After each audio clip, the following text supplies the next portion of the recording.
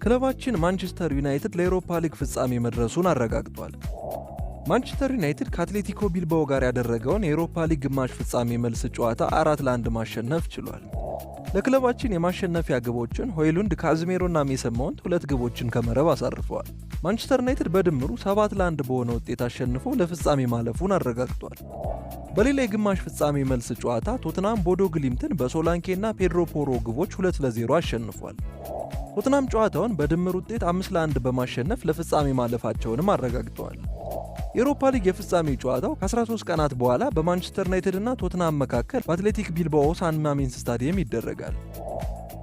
ከጨዋታው በኋላም የማንቸስተር ዩናይትድን 2 ግቦች ያስቆጠረው ሜሰን ማውንት ለእርሱ የተለየ ምሽት እንደነበረ ገልጿል። በኦልድ ትራፎርድ የመጀመሪያ ጎሌ ነው። ለእኔ የተለየ ምሽት ነበር። ለረጅም ጊዜም ስጠብቀው ነበረ። እዚህ ከመጣው ጊዜ ጀምሮ ነገሮች በጣም ከባድ ነበሩ፣ ነገር ግን ጥሩ ነገር እንደሚመጣ አውቅ ነበር። ያለኝንም እምነት ጠብቄ ቆይቻለሁ ብሏል። ሜሰን ማውንት አክሎም ወደ ቢልባኦ ሄደን ዋንጫውን ማሸነፍና ዓመቱን በጥሩ ሁኔታ መጨረስ አለብን ሲል ተናግሯል። የማንቸስተር ዩናይትድ አሰልጣኝ ሩበን አሞሪም በበኩሉ ቡድኑ የአውሮፓ ሊግን አሸንፎ ደጋፊውን ለማስደሰት እንደሚጥር ገልጿል። ፍጻሜው ለደጋፊዎች ልናደርገው የምንችለው ትንሹ ነገር ነው ሲል ሩበን አሞሪም ከጨዋታው በኋላ ተናግሯል። ከአሁኑ ስለ ፍጻሜው መጨነቅ ጀምሬያለሁ፣ ምክንያቱም የማናሸንፍ ከሆነ ሁሉም ልፋታችን ጥቅም አልባ ይሆናል ብሏል። በቀጣይ የሊግ ጨዋታዎች ተጫዋቾቹ ለጉዳት እንዳይጋለጡ እያንዳንዱን ነገር መጠንቀቅ አለብን ሲል ሩበን አሞሪም አያይዞ ተናግሯል። አንጄ ፖስቴኮግሉና እኔ በአንድ አይነት ሁኔታ ላይ ነን። ከሁለት አንዳችን ዋንጫውን እናሸንፋለን፣ እርግጠኛ ነኝ ምርጥ ፍጻሜም ይሆናል በማለት ሐሳቡን ደምድሟል። አሰልጣኝ ሩበን አሞሪም ለአውሮፓ መድረክ ውድድር ፍጻሜ የደረሰ በታሪክ በዕድሜ ትንሹ አሰልጣኝ በመሆን አዲስ ታሪክን ጽፏል። ክቡራን ተከታታዮቻችን እንደተለመደው ስለዚህም ጨዋታ ትንተና በዚህ ቪዲዮ መጨረሻ ላይ የምታገኙት ይሆናል። ስለዚህ እስከ ቪዲዮ ፍጻሜ መከታተላችሁ እንዳትረሱ። አድማጭ ተመልካቾቻችን እንደምን ቆያችሁ? እንደተለመደው አዳዲስ በሆኑ ዩናይትድ መረጃዎች ተመልሰናል። ለሚቀጥሉት ጥቂት ደቂቃዎች አብራችሁን ከቆያችሁ ስለ ማንቸስተር አዲስ የወጡ መረጃዎችን የምናጋራችሁ ይሆናል። እስከ ቪዲዮ ፍጻሜ አብራችሁን ቆዩ። ቪዲዮን ከመጀመራችሁ በፊት ግን ለዚህ ዩቲዩብ ቻናል አዲስ ከሆናችሁ ይህ የማንቸስተር ዩናይትድ ኢትዮጵያ ዩቲዩብ ቻናል ሲሆን በዚህ ዩቲዩብ ቻናል ስለ ማንቸስተር ዩናይትድ ወቅታዊና አዳዲስ መረጃዎችን ስለምናጋራ ከመረጃዎቹ ትካፈሉ ዘንድ ሰብስክራይብ በማድረግ ቤተሰብ እንድትሆኑ በአክብሮት እንጋብዛለን። ከዛ በተጨማሪም ይህንን ቪዲዮ ላይክ በማድረግ ተደራሽነታችንን እንድታሰፉልን እየጠየቅን ዛሬ ወዳዘጋጀንላችሁ አዳዲስ ዩናይትድ መረጃዎች እንለፍ። ማንቸስተር ዩናይትድ ከጀርመኑ ቡድን 2 ዝውውሮችን ለማድረግ ዝግጁ መሆኑ ተገለጸ። ባየር ሊቨርኩሰን በዚህ ክረምት 2 ኮከቦችን በማንቸስተር ዩናይትድ ሊነጠቅ ይችላል። አሞሪም የቡድኑን ጥራት ለማሻሻልና ቡድኑን ለ3-4-2 አሰላለፍ በተሻለ መልኩ እንዲመጥን ለማድረግ ብዙ ቦታ ላይ ፊርማ ስለሚያስፈልገው ለትልቅ የዝውውር መስኮት በዝግጅት ላይ ይገኛል። ዩናይትድ በሚቀጥለው የውድድር ዘመን ወደ ቻምፒዮንስ ሊግ ከገባ ትልልቅ ዝውውሮች እንደሚያደርግ ይጠበቃል። የመሃል አጥቂ፣ የመሃል ሜዳ ተጫዋች፣ የቀኝ ክንፍ ተከላካይ፣ የመሃል ተከላካይና ግብ ጠባቂ መጠናከር ያለባቸው ዋና ዋና ቦታዎች ናቸው። የቅርብ ጊዜ ዘገባዎች እንደሚያሳዩት ዩናይትዶች የጆናታን ታህ ጠንካራ ፈላጊዎች ሆነው መጥተዋል። ተከላካዩ ታህ ኮንትራቱ በዚህ ክረምት እንዳለቀ ሊቨርኩሰንን በነፃ ዝውውር እንደሚለቅ አስታውቋል። ባርሴሎና ከመሃል ተከላካይ ወኪል ጋር በርካታ ንግግሮችን አካሂዷል። ነገር ግን እነዚህ ውይይቶች ከቅርብ ጊዜ ወዲህ ቆመዋል። ይህም ዩናይትድ ወደ ዝውውር ፉክክር ውስጥ እንዲገባ አስችሎታል። ዩናይትድ ታህን ለማስፈረም የሚያደርገውን ጥረት እያፋጠነ ነው ሲሉ በርካታ ዘገባዎች እየወጡ ይገኛል። እንደ ካውት ኦፍሳይድ ዘገባ የዩናይትድ ቴክኒካል ዳይሬክተር ጄሰን ዊልኮክስ የታህን የቡድን ጓደኛ ፓትሪክ ሼክንን ማምጣት ይፈልጋል ተብሏል። ዩናይትዶች ለ9 ቁጥር ዝውውር በገበያው ላይ እንደሚወጡ የተረጋገጠ ሲሆን ፓትሪክ ሼክ በእጩ ዝርዝራቸው ውስጥ ይገኛል። በዚህ ሲዝን ባደረጋቸው 43 ጨዋታዎች 25 ጊዜ ጎል ያስቆጠረ ሲሆን ተጫዋቹ አሁን ላይ በግሩም ሁኔታ ላይ ይገኛል።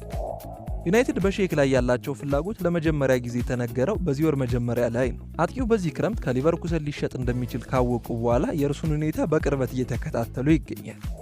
የጀርመኑ ቡድን ታዲያ በሼክ ዝውውር ከ30-40 ሚሊዮን ዩሮ ዋጋ ይፈልጋሉ። የቼክ ሪፐብሊኩ ኮከብ ከፍሎሪያን ቪርዝ እና ጀረሚ ፍሬምፖንግ እንዲሁም ከአሰልጣኙ ዣቪ አሎንሶ ጋር በዚህ ክረምት የወደፊት እጣ ፈንታው ጥርጣሬ ውስጥ ያለ ሌላኛው የሊቨርኩሰን ንብረት ነው። ብሩኖ ፈርናንዴዝ ከአሊላል ጋር ስላለው ሁኔታ ዴቪድ ኦርንስታይን አዲስ መረጃን አጋርቷል። የማንቸስተር ዩናይትዱ ካፕቴን ብሩኖ ፈርናንዴዝ የአሊላል ፍላጎት እያደገ ባለበት በዚህ ክረምት ክለቡን የመልቀቅ ፍላጎት እንደሌለው ጋዜጠኛ ዴቪድ ኦርንስታይን ተናግሯል። ፖርቹጋላዊ ኢንተርናሽናል በሳውዲ ፕሮ ሊግ ክለብ ከፍተኛ የዝውውር ኢላማ ሆኖ ቢመጣም በኦልድ ትራፎርድ በሩበን አሞሪም ስር ባለው የወደፊት ሕይወቱ ላይ እንዳተኮረ ተዘግቧል።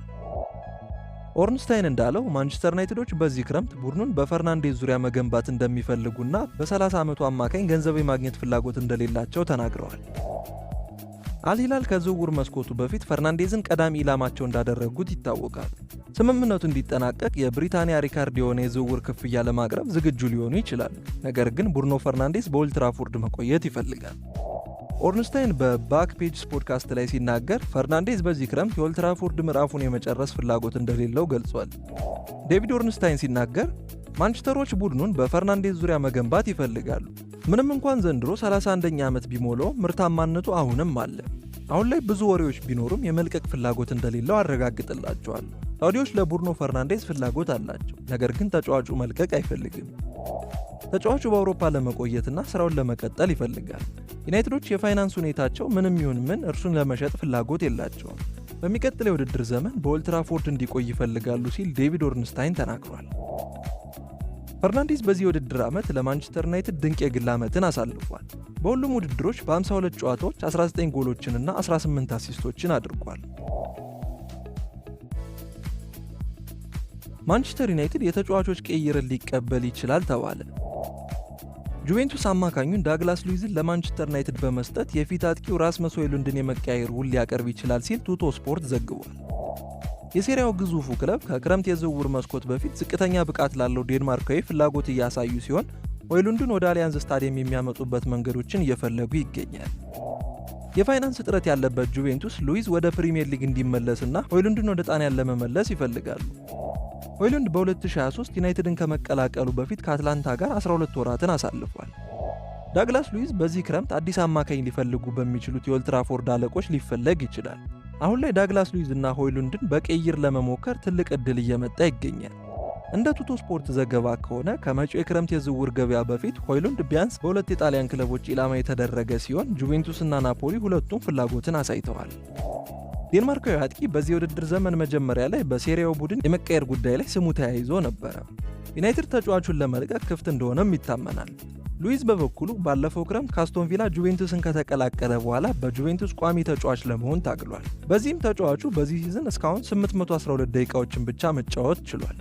ብራዚላዊው አማካኝ በሴሪያ ቋሚ ጀማሪ መሆን የቻለው በ3 ጨዋታዎች ብቻ ሲሆን ለመጨረሻ ጊዜ የተጫወተው በጥር ጁቬንቱስ ከከተማ ተቀናቃኙ ቶሪኖ ጋር ሲጫወት ነበረ።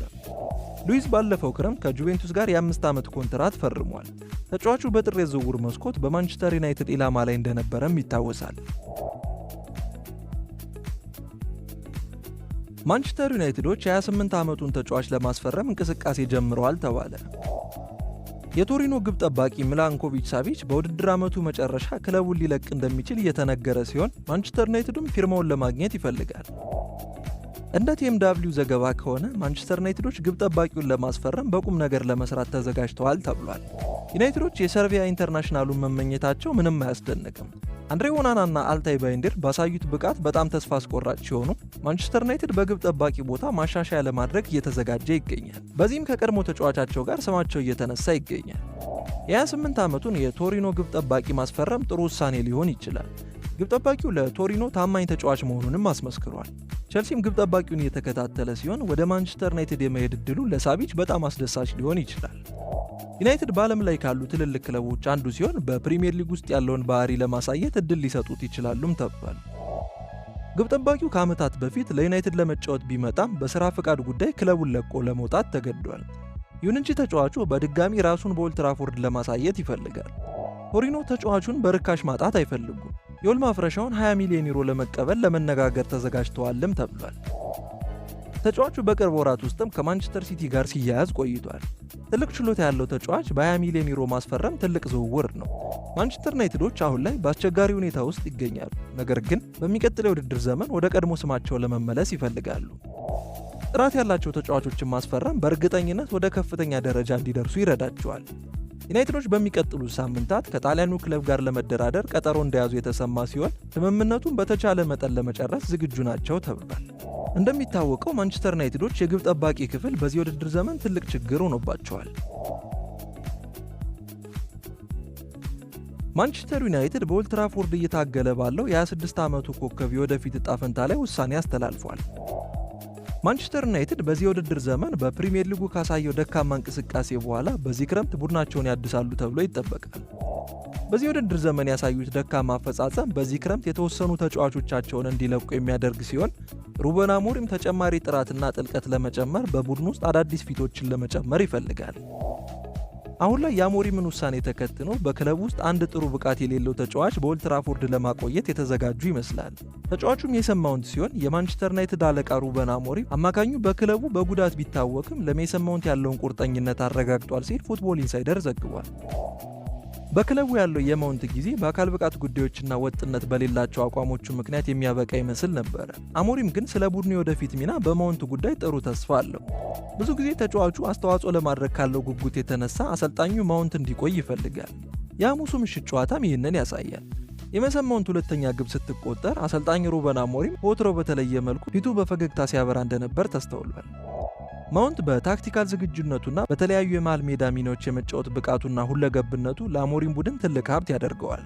ተጫዋቹ 250,000 ፓውንድ በሳምንት የሚያገኝ ሲሆን የአሞሪም ድጋፍን በማግኘቱ ማውንት ወደፊት በዩናይትድ እቅዶች ውስጥ ትልቅ ሚና ሊኖረው ይችላል ተብሏል።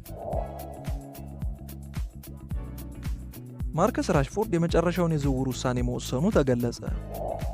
ማንቸስተር ዩናይትዶች የዝውውር ገንዘብ ለማግኘት በዚህ ክረምት ማርከስ ራሽፎርድን መሸጥ ይፈልጋሉ።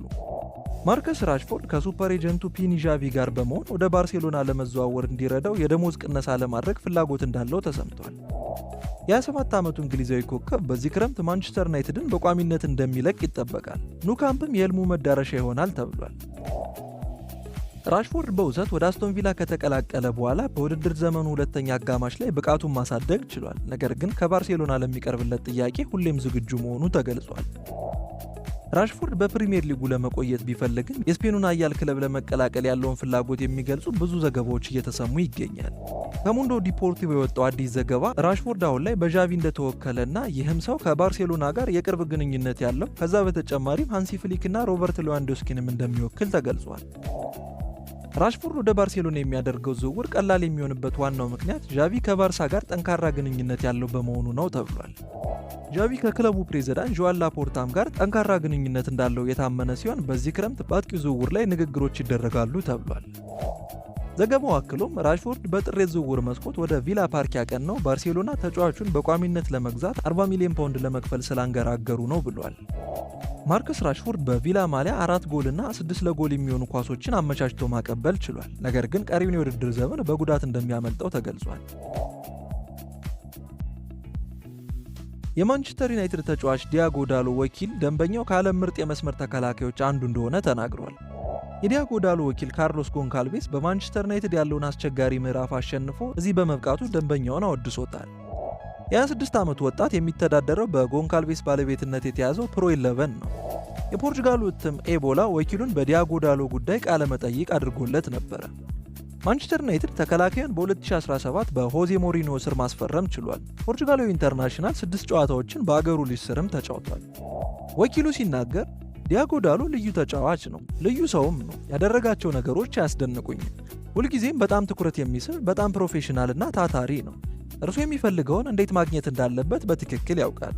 ጆዜ ሞሪኒዮ ወደ ማንቸስተር ዩናይትድ ሲወስዱት ከፖርቶ ተጎድቶ መሄዱን መዘንጋት የለብንም። በማንቸስተርም ወዲያውኑ መጫወት አልጀመረም ነበረ። ነገር ግን መጫወት ሲጀምር አሰልጣኙ ተቀየረ። አዲሱ አሰልጣኝ የተለየ ሀሳብ ይዞ መጣ። በወቅቱም ሶልሼር እንግሊዛዊ የቀይ መስመር ተከላካይ አስፈርሞ ዳሎትን በክለቡ የማይፈለግ አድርጎት ነበረ። በዛን ወቅት ትንሽ ተረብሾ ነበር፣ ነገር ግን መጠበቁ ዋጋ እንዲኖረው አድርጎታል ብሏል። በሶልሼር የአሰልጣኝነት ዘመን ዩናይትዶች ዳሎን በ2021 የውድድር ዘመን ለኤስ ሚላን በውሰት ልከውት ነበረ። የተጫዋቹ ሁኔታ ኖርዌይ ከወጣ በኋላና በተለይም ኤሪክ ቴን ሃግ ከመጣ በኋላ ተሻሽሏል። ዲያጎ ዳሎ በ2022-23 የውድድር ዘመን በማንቸስተር ዩናይትድ የመጀመሪያ አስተላለፉ ቦታውን አስጠብቆ መጨረስ ችሏል። ጎንካልቬስ ሲቀጥል ዲያጎ ሁልጊዜ ይሰራ ነበረ።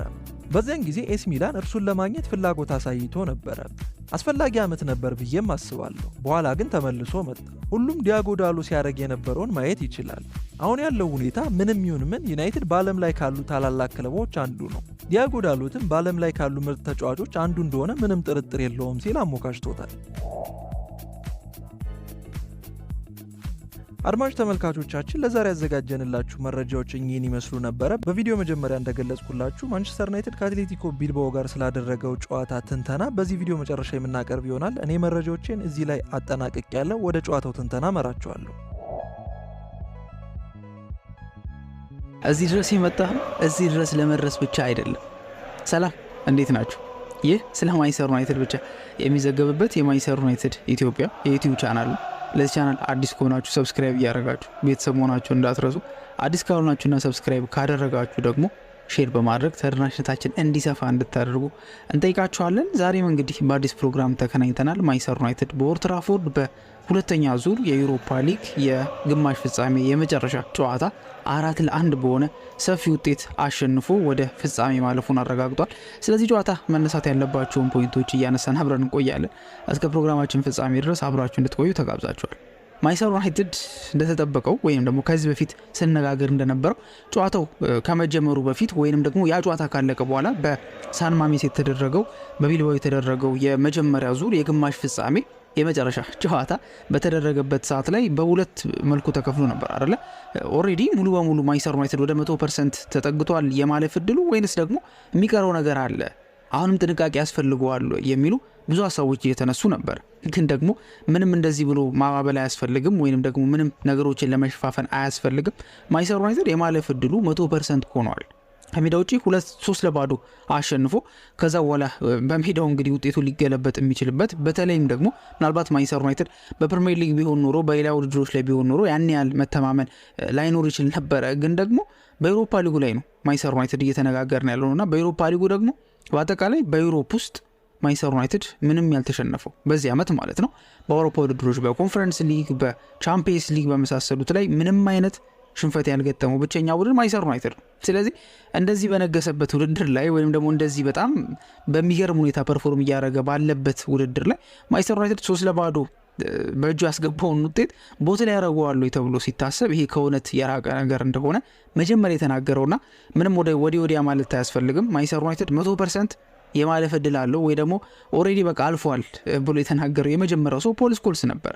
እንደምናውቀው ፖል ስኮልስ እንግዲህ ለቲኤንቲ ስፖርት እንደ ፐንዲትነት እንደሚሰራ ይታወቃል። እሱ እንደ ሪዮ ፈርዲናንድ የሚቀርቡ ማንቸስተር ዩናይትድ ሌጀንዶች ኦልሞስት እዛ አሉ በብዛት ማለት ይቻላል። ኦዌን ሃርግሪቭስ የመሳሰሉት እዛ እየሰሩ ይገኛሉ። በተለይ ሪዮ ፈርዲናንድ የጨዋታ እለት ላይ እንዲሁም በኮሜንታተርነት በእርግጥ እሱ ኮሜንታተር ባይሆንም ግን ደግሞ ይሄ እንደ ኮሜንታተር ሆኖ የሚገቡት አለ አይደል? በሚቀሩበት ሰዓት ላይ አንድ ጨዋታውን ፕሌይ ባይ ፕሌይ የሚያስተላልፍ አለ።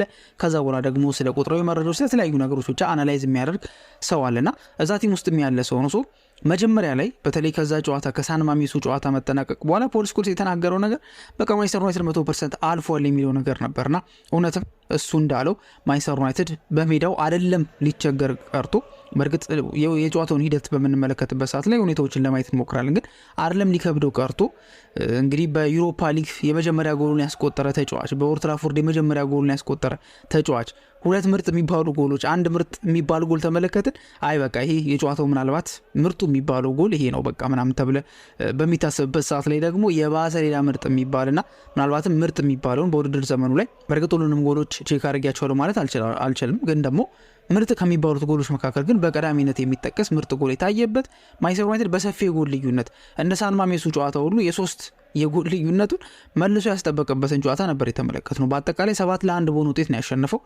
ከሜዳው ውጪ 3-0 በሆነ ውጤት ያሸነፈ፣ በሜዳው ደግሞ 4-1 በሆነ ውጤት አሸንፎ ማንቸስተር ዩናይትድ በአጠቃላይ በድምሩ 7-1 በሆነ የአሸናፊነት ውጤት በስታይል በደንብ ዘና ብሎ ወደ ቀጣዩ ዙር ማለፉን አረጋግጧል። በፍጻሜውም እንግዲህ የአንዤ ፖስቴኮግሉን ቶተንሃምን ነው የሚያገኘው። ከነሱ ጋር ነው ጨዋታውን የሚያደርገው። እንግዲህ በጣም አደገኛ የሚባል በሜ 21 በፈረንጆቹ አቆጣጠር ሜ 21 ማለት ነው፣ ወደ 3 ሳምንት አካባቢ ማለት ነው በኋላ ነው እንግዲህ ጨዋታው የሚደረገው። በሳን ማሜስ ነው። ከዚህ በፊት እንደተነጋገር ነው ዩናይትድ ኦሬዲ ሁለተኛ ጨዋታውን የሚሆነው በሳን ማሜስ የሚያደርገው፣ ምክንያቱም መጀመሪያ ላይ ከአትሌቲኮ ቢልባኦ ጋር ባደረገው ጨዋታ ላይ በሳን ማሜስ ጨዋታውን አድርጓል። ስለዚህ ይሄኛው የሚደረገው ጨዋታ ሁለተኛ ጨዋታ ነው የሚሆነው ተብሎ ነው የሚታሰበው፣ በፍጻሜ የሚያደርገው ጨዋታ ማለት ነው። ስለዚህ ከዚህ አንጻር ተመልክተ ነው እንግዲህ ማንቸስተር ዩናይትድ ወደ ፍጻሜ ማለፉን አረጋግጧል።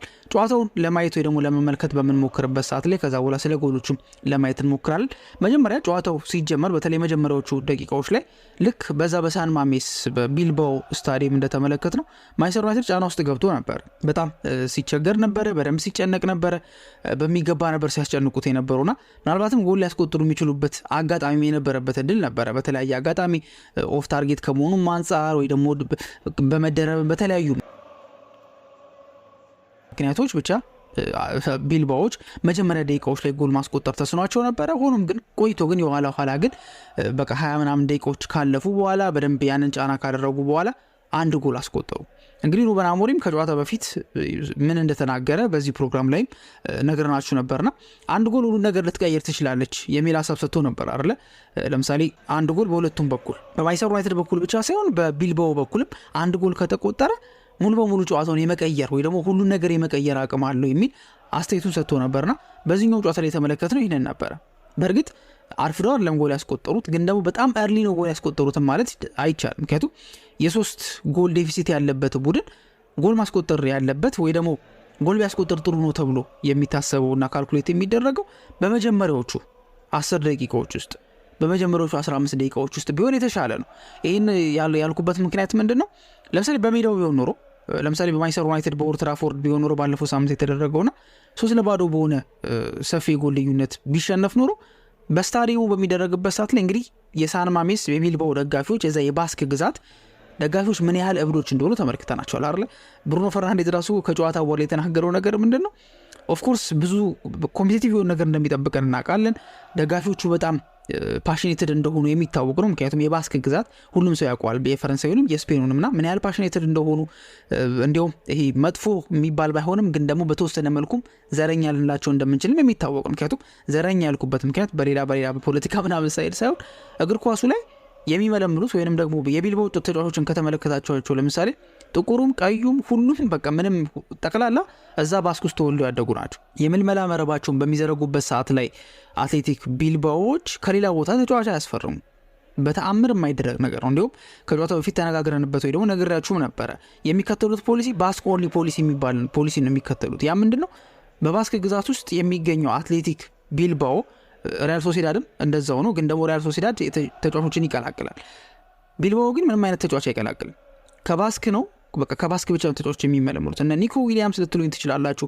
የዊሊያምስ ወንድማማቾች ኢናኪ ዊሊያምስ እና ኒኮ ዊሊያምስ ሊባል ይችላል። ግን ሁለቱም ምንም እንኳን ስደተኛ ቢሆንም ከስደተኛ ቤተሰብ የተገኙ ቢሆንም ግን የዛው አካባቢ ልጆች ናቸው። ስለዚህ ከዛ አካባቢ ብቻ መሶ ምን ያህል ከባድ እንደሆነ አትሞስፌሩ ይታወቃል። ስለዚህ በመጀመሪያው አጋማሽ ላይ በተለይ አንድ ጎል ከተቆጠረ በቃ አትሞስፌሩ በጣም በቃ ክራውዱ በጣም ስለሚያብድ ማንቸስተር ዩናይትዶችን መዋጥ ይችላሉ። ከዛ በኋላ ተጨማሪ 2 ጎሎችን አስቆጥረው የማለፍ እድላቸውን ማስፋት ወይ ደግሞ 3 ጎል አስቆጥረው ሙሉ በሙሉ ቀጥታ ያለ ፔናልቲ የሚያልፉበት እድል ሊኖር ይችላል። ግን እየተጫወቱ ያሉት ከሜዳቸው ውጭ ነው። ስለዚህ ምናልባት በመጀመሪያዎቹ 10 ደቂቃዎች ጎል አስቆጥረው ቢሆን ኖሮ እስከ አረፍት እስኪወጡ ድረስ እንደምንም ብለው አንድ ጎል ካስቆጠሩ ከረፍት በኋላ አንድ ጎል ነው የሚጠበቅባቸው። ይሄ ማለት ማንቸስተር ዩናይትዶች ልጁን ጫና ውስጥ ይከቷቸዋል እንደማለት ነው። ግን የተቆጠረበት ሰዓት በጣም እርሊ የሚባል አይደለም። ሆኖም ግን ተቆጠረ። የቢልባዎች ተነሳሽነት በጣም በኃይለኛው ነበረ ተነሳስተው የነበረው፣ በኃይለኛው ነበረ ለመጫወት ጥረት ሲያደርጉ የነበረው። ከዛ በኋላ ላይ ግን ያ ነገር አልሆነም። ከረፍት በኋላ በተለይ ከ70ኛው ደቂቃ በኋላ ሩበን አሞሪም ከረፍት በኋላ ቅያሬዎችን አድርጎ ነበርና ሜሰን ማውንት ተቀይረው ገቡ፣ እነ ሉክ ሾው የመሳሰሉ ተጫዋቾች እነ አማድ ዲያሎ ተቀይረው ገቡና ሙሉ በሙሉ ጨዋታውን ቀየሩት። የመጀመሪያ ጎል ተቆጠረ። የመጀመሪያውን ጎል ያስቆጠረው እንግዲህ በኦልድ ትራፎርድ ወደ ማንቸስተር ዩናይትድ ቤት ከመጣ የመጀመሪያ ጎል ያገኘው ሜሰን ማውንት ነው። ከቼልሲ የፈረመው ሜሰን ማውንት በጉዳት በጣም ሲቸገር ተመልክተናል። በተለያየ አጋጣሚዎች ላይ በቃ በጉዳት ምክንያት ልጁ በእርግጥ ያለውን አቅም ማንም የሚክድ አይመስለኝም። ምክንያቱም ከቼልሲ ጋር የአውሮፓ ሻምፒዮን መሆን የቻለ ቡድን ተጫዋች ነው። ለእንግሊዝ ብሔራዊ ቡድን እስካለ ድረስ ይጠራል። የቼልሲ ምናልባትም ስታርዌይ ከሚባሉት ተጫዋቾች መካከል ምንም እንኳን ለደርቢ ካውንቲ በውሰት ተሰጥቶ የተመለሰ ቢሆንም ግን ደግሞ በፕሪሚየር ሊጉ ምርጥ ከሚባሉ 10 ቁጥሮች መካከል በግንባር ቀደምትነት የሚጠቀስ ተጫዋች ነበረ። ግን ደግሞ በጉዳት ምክንያት ማንቸስተር ዩናይትድ ቤት ከመጣ ጊዜ ጀምሮ በተለይ ምንም እየሆነለት አይደለም። ዘንድሮ ግን በተለይ በፕሬሲንጉ በኩል በሩበን አሞሪም ስር ብቻ አይደለም ኤሪክ ቴን ሃግ በነበረበትም ሰዓት ላይ ሜሰን ማውንት ምን ያህል ኳሊቲ ያለው ብቃት ያለው ተጫዋች እንደሆነ ተመልክተን ነበር። ግን እንዳለመታደል ሆኖ በጉዳት ላይ ጉዳት ይመጣል፣ አንድ ሁለት ጨዋታ ያደርጋል ተመልሶ። በተለይ የሃምስትሪንግ ኢሹ በጣም ነበር ሲያሰቃየው የነበረው። ስለዚህ ከዛ ጊዜ በኋላ የመጀመሪያ የኦልድ ትራፎርድ ጎሉን የመጀመሪያ የዩሮፓ ሊግ ጎሉን በሚያምር ሁኔታ ማስቆጠር ቻለ። ጎሉንም ከተመለከት ነው መጀመሪያ ላይ ኳሷ ከየት ነው የመጣችው የሚለውን ነገር ከተመለከትን ተቀይሮ የገባው አማድ ዲያሎ በሚገርም ሁኔታ ተጫዋቹን ድሪብል አድርጎ አለፈው። ከዛ በኋላ ኳሱን ክሮስ አደረገው። ክሮስ ያደረገው ሜሰን ማውንት በሄዲንግ ወደ ውስጥ ለማስገባት ሞክሮ ነበረ። ከዛ በኋላ አልተሳካም። ከዛ በኋላ ተመልሶ ኳሱ በሚሄድበት ሰዓት ላይ እዛ አካባቢ ደግሞ ሌኒዮሮ ተከላካዩ ግን በተደጋጋሚ ወደ ማጥቃት ስፍራ ላይ ሲሳተፍ የነበረው ሌኒዮሮ በአቅራቢያው ነበረ። ኳሷን በሚገባ ለሜሰን ማውንት አቀበለው። ሜሰን ማውንት ደግሞ በሚገርም ተርን ክራይፍ ተርን ነው የምትባለው ያቺ ተርን በክራይፍ ተርን ዞር ብሎ እንግዲህ የሚታወቅበትና ሜሰን ማውንት በቼልሲ የደመቀበትን አይነት ጎል በደንብ ቆም አድርጎ ኳሷን አዝሯት እንግዲህ በአስደናቂ ሁኔታ ጎል ማስቆጠር ቻለ። ማንቸስተር ዩናይትድ ወደ ጨዋታው ተመለሰ። አንድ ጎል ሁሉ ነገር ይቀይራል ብሎ የነበረው ሩበን አሞሪም ማንቸስተር ዩናይትድ አንድ ጎል ገብቶበት ነበረ። የቢልባኦ ተነሳሽነት በጣም መጥቶ ነበረ።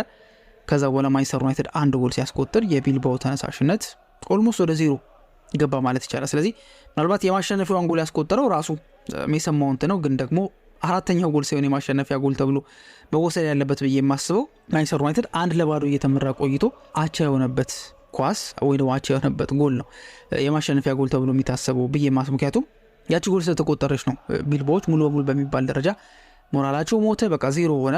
ዴፊሲቱም እንግዲህ መልሶ ወደ 3 ሆነ። ስኮር ላይኑም ላይ ከተመለከትን ደግሞ 4-1 አግሪጌት ሆነ ማለት ነው። ከዛ በኋላ እንግዲህ ሜሰን ማውንቴን የመሰለ ጎል ካስቆጠረ በኋላ የማንቸስተር ዩናይትድ የማጥቃት እንቅስቃሴ በደንብ እየተፋጠነ ጫና በደንብ እየተፈጠረ በደንብ በቃ እያስጨነቁ መጥቶና መጨረሻ ላይ የቆመ ኳስ ነበረ። የቆመ ኳሱን እንግዲህ ያው የማንቸስተር ዩናይትድ እንግዲህ ምናልባት ተወርቶለት ተሞግሶ የማያባራውና የማያልቅለት ብሩኖ ፈርናንዴዝ የቆመውን ኳስ ክሮስ አደረገው። ከዛ በኋላ በመጀመሪያውም ጨዋታ ላይ የሚገርመው በ13 ጨዋታ ሁለተኛ ጎል ነው ካሴሚሮ።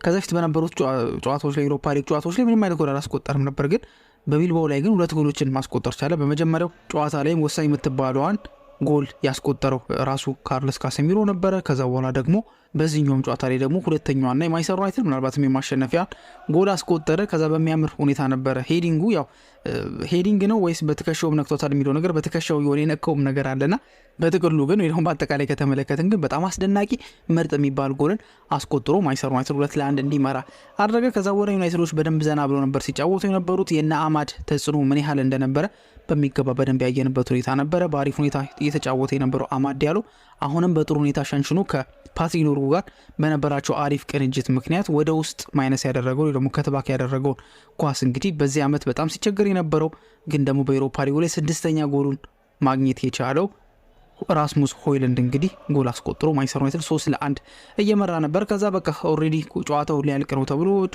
ጭማሪ 2 ደቂቃዎች ከተጨመሩ በኋላ 90 ደቂቃ አልቆ በበረኛ ስተት የተገኘችውን አጋጣሚ እንግዲህ ምናልባትም ኮሜንታተሮቹ ሲሉ እንደነበሩ ጋዜጠኛዋ ለማውንት ጠይቀው ማውንትም የተስማማበት ነገር ቢኖር ምናልባት በህይወቱ ወይ ደግሞ በህይወቱ እንኳን ባይባል በማንቸስተር ዩናይትድ ቤት ውስጥ ያሳለፈው ምርጡ 30 ደቂቃ ነው ቢባል ማጋነን አይሆንም ተብሎ እሱም የተስማማበት ነገር ነበረ። በሚገርም ሁኔታ ከመሃል ሜዳው ትንሽ ፈቀቅ ብሎ ያገኘውን እድል እንግዲህ ቀጥታ አግብቶት በጣም የሎንግ ሬንጅ የሚባል አይነት ጎል ነውና ቀጥታ አስቆጠረና ማንቸስተር ዩናይትድ 4-1 በሆነ ውጤት እንዲያሸንፍ አድርጓል። ለሱ ሁለተኛውን ጎል ለማንቸስተር ዩናይትድ አራተኛውን ጎል አስቆጥሮ ማንቸስተር ዩናይትድ በስታይል 7-1 በሆነ ድምር ውጤት ወደ ፍጻሜው ወደ ሳን ማሜስ ተመልሶ የሚጓዝ ይሆናል። ከቶተናም ጋር የሚያደርጉትም ጨዋታ ከወዲሁ የሚጠበቅ ነው ማለት ነው። በዚህ ጨዋታ እንግዲህ መወራት ካለባቸው ተጫዋቾች መካከል የሜሰን ማውንት ጉዳይ በደንብ መነሳት አለበት። ምክንያቱም ሜሰን ማውንት ማንቸስተር ዩናይትድ ከመጣ ጊዜ ጀምሮ ጥሩ የሚባል ጊዜን እያሳለፈ አይደለም ማለት ይቻላል። የሚገርመው ወይ ደግሞ የእሱ ጉዳይ ትንሽ ወጣ የሚያደርገው ለምሳሌ የአንቶኒን ጉዳይ ከተመለከትን የፐርፎርማንስ ጉዳይ ነው እንጂ አንቶኒ እኮ ፐርፎርማንሱ ነው የሚተቸው እንጂ ሁልጊዜ እኮ አቬሌብል ነው። ሁልጊዜ ማንቸስተር ዩናይትድ ጨዋታ አለው ከተባለ ወይ ደግሞ በቃ እሱን ለመምረጥ ማንቸስተር ዩናይትድ ዝግጁ ይሁን እንጂ ሁሌ ፊት የሆነ ተጫዋች ነው። ከመጣ ጊዜ ጀምሮ የመጣበትም ዓመት ላይ አሁንም ከተመለከትን አንቶኒ በደንብ ፊት የሆነና ምንም አይነት የጉዳት ችግር የሌለበት ተጫዋች ነው። ግን የፐርፎርማንስ የአቅም ጉዳይ ነው በሱ በኩል የሚነሳው። በሜሰን ማውንት በኩል ግን የፐርፎርማንስ ወይ ደግሞ የአቅም ጉዳይ አይደለም የሚነሳው፣ የጉዳት ጉዳይ ነው። እሱ ሁሌ በቃ ማነቆ የሚሆንበት በተለይ በዚህ ዓመት ከተጀመረ በኋላ በቃ የፕሬሲንግ ምን አይነት የፕሬሲንግ ማሽን ነው ምን አይነት ተጫዋች ነው ተብሎ እየተደነቀ ባለበት ሰዓት ጥቂት ጨዋታዎችን ብቻ ካደረገ በኋላ መልሶ መጎዳት ይችላል። ስለዚህ በጣም እድለቢስ የነበረው ሜሰን ማውንት በዚህ ጨዋታ ላይ ግን ነክሶ ነው ያመሻው። እንግዲህ ራሱ ሩበን አሞሪም ከጨዋታው በኋላ ሲናገር እንደነበረው ይገባዋል። በቃ ለሱ ደስተኛ የሆንኩበትም አንደኛው ምክንያት ሁሌም ታታሪ ነው። ሁልጊዜ በቃ በራሱ በግሉ የሚያደርጋቸው ነገሮች ሁልጊዜ ፊት ለመሆን ጥረት ያደርጋል። ትሬኒንግ በአግባቡ ይሰራል። ሪከቨሪዎቹን አይዘልም። አይስ ባዝ የሚባለው ነገር ላይ በቃ እያንዳንዱ ነገር ላይ አለበት። በደንብ ሬስት ያደርጋል። በቃ ለፊትነሱ በጣም የሚተጋና በተቻለው አቅም በቃ ኢንጁሪ ፕሪቬንት ለማድረግ ጥረት የሚያደርግ ተጫዋች ስለሆነ ምርጥ የሚባል ምሽት ማሳለፉ ደግሞ ለሱ ይገባዋል። እኛ ለሱ ደስተኛ ነን። እኔ በተለይ በግል በጣም ደስተኛ ነኝ። ምክንያቱም የሚገባው ነገር ነው። በደንብ ለፍቷል። በቃ ራሱን ብቁ ለማድረግ ራሱን ለማዘጋጀት ራሱን ለማብቃት ከሚገባው በላይ የጣረ ተጫዋች ስለሆነ ይገባዋሉ ነበር የተናገረው። እንደገባም እንግዲህ መሀል ሜዳ ላይ በደንብ ነበር ሲጫወት የነበረው። እንዲሁም አሞሪም ሲገልጸውም እንደነበረው መሀል ሜዳ ላይ ሲጫወት ጨዋታ ኳስ በሚይዝበት ሰዓት ላይ እንደ መሀል ሜዳ የሚሮጥበት ሰዓት ላይ ደግሞ እንደ ዊንገር ሆኖ ነበር ሲጫወት የነበረው ነበር ያለው። እንግዲህ ቀላል አባባል አይደለም። ሜሰን ማውንት የሚፈለግበት ቦታ በተለይ በሩበን አሞሪም ሲስተም ስር የሚጫወተው ሁለተኛው 10 ቁጥር ሆኖ ነው። ሁለት 10 ቁጥሮች አሉ የሚጠቀመው አሞሪም፣ ሁለተኛው 10 ቁጥር ሆኖ የሚጫወተው ሜሰን ማውንት ወይ ደግሞ እዛ ቦታ ላይ ቢጫወት የሚስማማው አይነት ተጫዋች ነው። ስለዚህ ምርጥ የሚባል ምሽት ካሳለፉ ተጫዋቾች መካከል አንደኛው እሱ ነው። የካሴሚሮ ጉዳይ የሚነሳል። ካሴሚሮም እንግዲህ እንደሚታወቀው እሱም እንደዚሁ ምን ያህል በቃ ከዚህ በኋላ ማንቸስተር ዩናይትድ ቤት ምንም አይነት ተስፋ አይኖረውም ተብሎ የታሰበ ተጫዋች ነበረ። ግን ደግሞ እየተመለከት ነው እንዳለ ነው። በጥቂት ጨዋታዎችም በሚገርም ብቃት እየተጫወተ የሚገኝ ተጫዋች ነው። ጎል ስላስቆጠረ ብቻ አይደለም፣ ኢንተርሴፕት የሚያደርግበት መንገድ የማጥቃት መከላከሉን ሚዛን በሚጠብቅበት ሰዓት ላይ በጣም አስደናቂ ተጫዋች ነው። ሩበን አሞሪም ለሁሉም ተጫዋቾች ምናልባት ለወጣቶቹም ለሁሉም ምሳሌ መሆን የሚችል ተጫዋች ነው። ራሱን በቃ ሪዘሬክት ያደረገበት መንገድ የሚያስደንቅ ነው ብሎ አድናቆቱን በጣም ሲችለው ነበረ። ተቀይሮ በሚወጣበት ሰዓት ላይም ሩበን አሞሪምን ያቀፈበትን መንገድ በሁለቱ ሰዎች መካከል ያለው ነገር ምን ያህል የጠበቀ የጠነከረ እንደሆነ ማሳያ ነው ማለት ይቻላል። ሌኒዮሮንም በዚህ አጋጣሚ ማንሳት እንችላለን። ተከላካይ ነበረ፣ ግን እንደ ተከላካይ ብቻ ሲሆን ወደፊት እየመጣ ከኳስ ጋር የሚያደርጋቸው እንቅስቃሴዎች አሲስት ለሱ መመዝገቡ መረሳት የለበትም። ሜሰን ማውንት ያስቆጠራትን ያችን ድንቅ ጎል አሲስት ያደረገው እሱ ነበርና በአሪፍ ሁኔታ ነበረ ሲንቀሳቀስ፣ በአሪፍ ሁኔታ ነበር ሲጫወት የነበረው። ለራስሙስ ሆይሉንድም አሪፍ የሚባል ምሽት ነበረ። እንግዲህ ጎል አግኝተዋል። በእርግጥ በአውሮፓ ሊጉ 6ኛ ጎሉ ነው። መጥፎ አይደለም፣ አሪፍ የሚባል የጎል መጠን ያለው ብሩኖ ፈርናንዴዝ 7 ስላለው ማለት ነውና ጥሩ ነው። በውድድሩም 7 ጎል ነው ትልቁ። ስለዚህ ከትልቆቹ በአንድ ብቻ ነው የሚያንሰው። በፕሪሚየር ሊግ ላይ ግን ትንሽ ችግር እንዳለበት ተመልክተናል። ግን ጎሉን ማስቆጠሩ ግን ለሱ በጣም አሪፍ የሚባል ነበር። እንግዲህ አሁንም አማድ ዲያሎ ነው ይሄንን ኢኒሼት ያደረገው ወይንም ደግሞ አሲስት ያደረገለት ለራስሙስ ሆይሉንድ። እንግዲህ ራሱ አማድ ዲያሎ ነውና በአሪፍ ሁኔታ የተንቀሳቀሱ ተጫዋቾች መካከል አማድም እንደዚሁ ደግሞ ሌኒዮሮም ራሱ ሜሰን ማውንትም የሚጠቀሱበት ሁኔታ አለ ተብሎ ይታሰባል። እንግዲህ በመጀመሪያው አጋማሽና በሁለተኛው አጋማሽ ላይ ያለው ዋነኛው ልዩነት ምንድን ነው የሚለውን ለማየት ከሞከር አንደኛ የቴምፖ ጉዳይ ነው። በቃ ማንቸስተር ዩናይትድ የተበለጠባቸው ቦታዎች ራሱ አሞሪም እንዳለው ከሆነ የማዝራዊ ቦታ ላይ ትንሽ ችግር ነበርና ፊክስ አደረገ። አማድ ዲያሎን አስገባው፣ እነ ማውንት ገቡ። ነገሮች በአንድ ጊዜ ተቀያየሩና የሚፈለገውን አይነት ውጤት ይዞ ማንቸስተር ዩናይትድ ሊወጣ ችሏል። ስለዚህ በእንደዚህ አይነት መልኩ በእንደዚህ አይነት አሪፍ ሁኔታ ማንቸስተር ዩናይትድ እንግዲህ የሚገባቸውን ቦታ ለመድረስ ሩበን አሞሪም እንዳለው ለእኔ ሳይሆን ለደጋፊዎቹ መስጠት ያለብኝ ነገር አለ። ከሁሉም ተጫዋቾች ጋር አውርተናል። ሁሉም ተጫዋቾች የሚስማሙበት ነገር የሆነ መስጠት ያለብን ነገር አለ። ያን ነገር መስጠት አለብን ብለን ያሰብነውና ለራሳችን ለግል ክብራችን ሳይሆን ደጋፊው ይገባዋል። ብዙ ነገሮች ውስጥ አልፏል። የምርም እንደዛ ነው።